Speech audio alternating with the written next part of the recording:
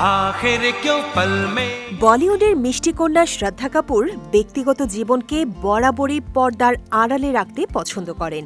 খুব একটা আলোচনা বা বিতর্কে তাকে দেখা যায় না। কিন্তু ২০২২ সালে এমন এক পরিস্থিতির সৃষ্টি হয়েছিল যখন নিজের আবেগ ধরে রাখতে পারেননি এই অভিনেত্রী।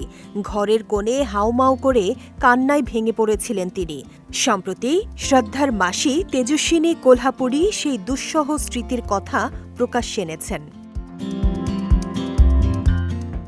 ২০২২ সালে বেঙ্গালুরুতে একটি মাদক মামলায় শ্রদ্ধার ভাই সিদ্ধান্ত কাপুরকে গ্রেফতার করে পুলিশ। সেই খবর ছড়িয়ে পড়লে মুম্বাইয়ে শক্তি কাপুরের বাড়ির সামনে ভিড় জমায় গণমাধ্যম কর্মী ও উৎসুক জনতা।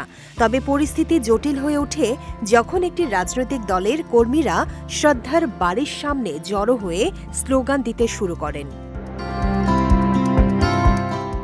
তেজস্বিনী জানান, বাইরের সেই চিৎকার আর স্লোগান শুনে আতঙ্কিত হয়ে পড়েছিলেন শ্রদ্ধা।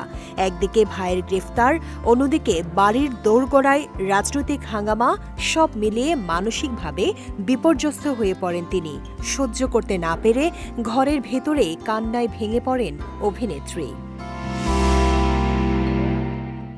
সিদ্ধান্তের বিষয়ে তেজস্বিনী বলেন, আসলে ওর কোনো দোষ ছিল না। ও কেবল ভুল সময়ে ভুল জায়গায় উপস্থিত ছিল।